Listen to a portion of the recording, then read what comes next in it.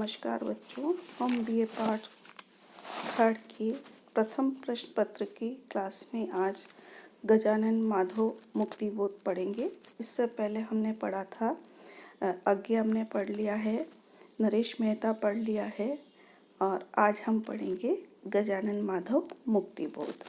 जैसा कि आप परिचय में देख रहे हैं, गजानन माधव मुक्तिबोध का जन्म 13 नवंबर 1917 ईस्वी में श्योपुर शिवपुरी जिला मुरैना ग्वालियर मध्य प्रदेश में हुआ था।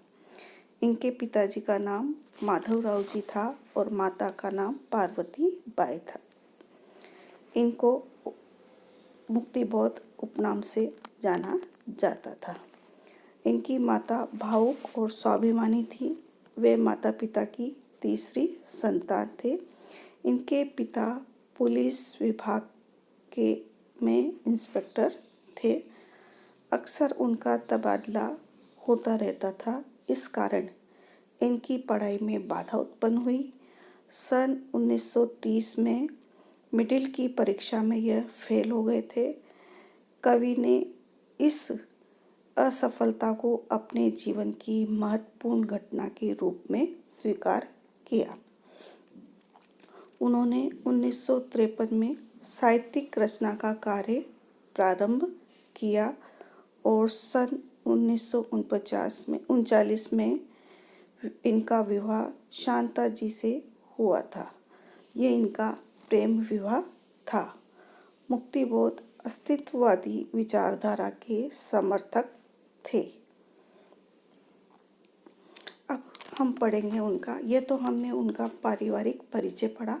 अब हम उनका साहित्यिक परिचय देखते हैं, क्योंकि साहित्य के क्षेत्र में वो आधुनिक कवियों में और उसमें भी नई कविता के क्षेत्र में बड़े ही प्रमुख कवि रहे हैं। मुक्तिबोध का रचनात्मक व्यक्तित्व बहुआयामी था। वे अध्यापक, पत्रकार, विचारक, कवि, कथाकार, समीक्षक आदि रूपों में उन्होंने अपना कार्य किया है। मुक्तिबोध तार सप्तक के पहले कवि थे। मनुष्य अस्मिता, आत्मसंघर्ष और प्रखर राजनीतिक चेतना में समृद्ध उनकी कविता पहली बार तार सप्तक के माध्यम से सामने आई, लेकिन उनका कोई स्वतंत्र काव्य संग्रह उनके जीवन काल में प्रकाशित नहीं हुआ।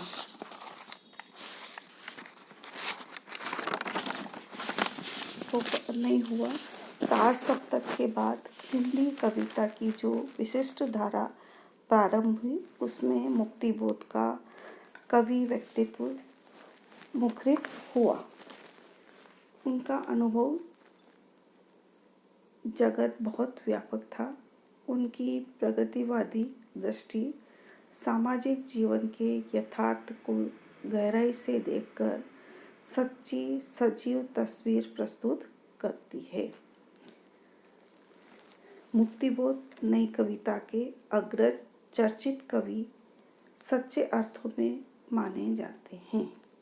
उनकी कविता की सबसे बड़ी शक्ति है लोक परिवेश से गहरी संप्रति तथा जनजीवन में अगाध विश्वास।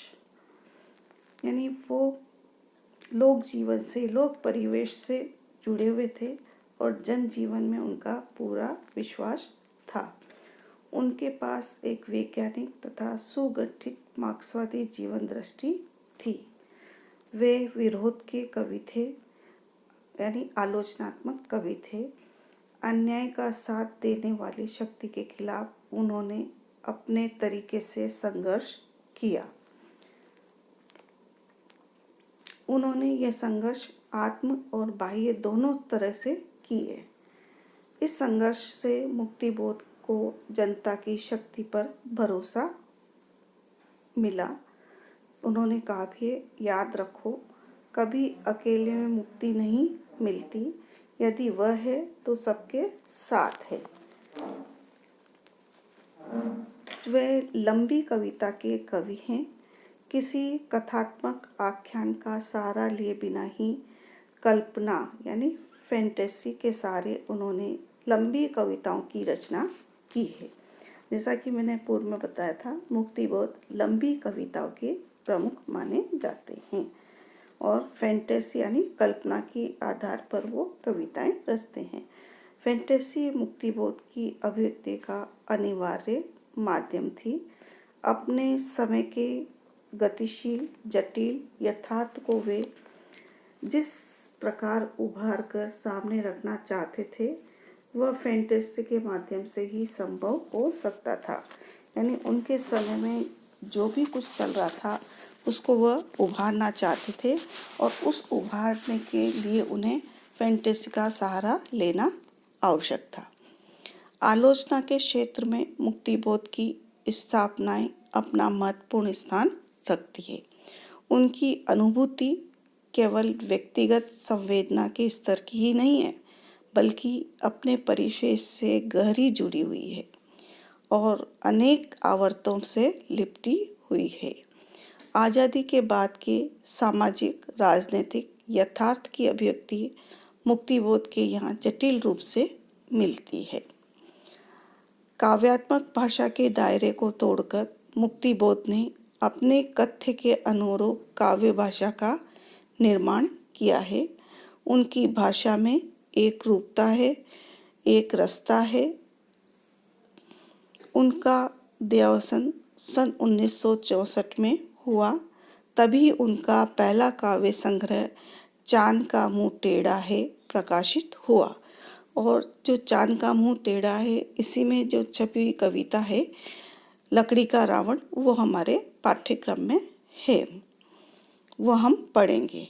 उनके जीवन काल में उनका कोई स्वतंत्र काव्य संग्रह प्रकाशित नहीं हुआ। मृत्यु के पहले श्रीकांत वर्मा ने उनकी केवल एक साहित्यिक की डायरी प्रकाशित की थी, जिसका दूसरा संस्करण भारतीय ज्ञानपीठ से उनकी मृत्यु के 2 महीने बाद प्रकाशित हुआ। ज्ञानपीठ ने ही चांद का मुंह टेढ़ा प्रकाशित किया था। इसी वर्ष कौन से वर्ष में, जब उनकी मृत्यु हुई थी, इसी वर्ष नवंबर 1964 में नागपुर के विश्व भारती प्रकाशन ने भी उनकी एक पुस्तक तैयार कर दी और निबंधों के संकलन नई कविता का आत्मसंघर्ष तथा अन्य निबंध को प्रकाशित किया। जब उनका पहला कविता संकलन प्रकाशित हो गया तो उसके 15 वर्ष बाद यानी 1980 में उनका दूसरा संकलन भूरी भूर खाक धूल प्रकाशित हुआ। उनके चिंतन परक ग्रंथ हैं एक साहित्यिक की डायरी, नई कविता का आत्मसंघर्ष और नए साहित्य का सौंदर्य शास्त्र, काठ का सपना तथा सतह से उठता आदमी उनके कहानी संग्रह है तथा विपाया उपन्यास है। उन्होंने वसुधा, नया खून आदि पात्रों में संपादन व सहयोग भी किया है। बच्चों, यह हो गया उनका साहित्यिक और व्यक्तिगत परिचय। अब हम कल इनके जो लकड़ी का रावण कविता है उस कविता का सारांश ज्ञात करेंगे और उसकी व्याख्या